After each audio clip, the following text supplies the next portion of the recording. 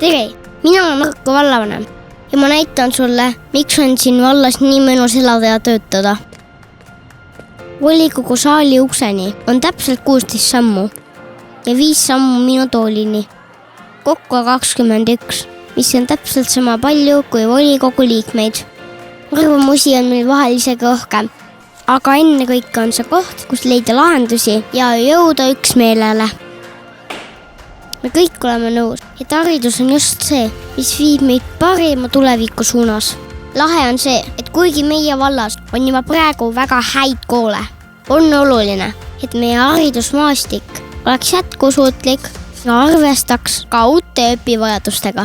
Just sellepärast ongi meil siin plaanis avada juba üsna pea uus ja uhke Tabasalu hariduslinnak. Sinna kerkib 2 koolimaja koos spordihoonega.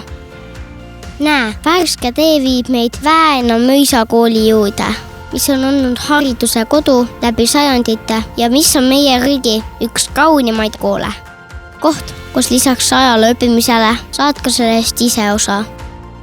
Meie jaoks on oluline tagada oma elanikele turvaline elukeskkond, mis pakub mitmekülgseid vaba aja veetmise võimalusi ja võtab arvesse kogu pere vajadusi.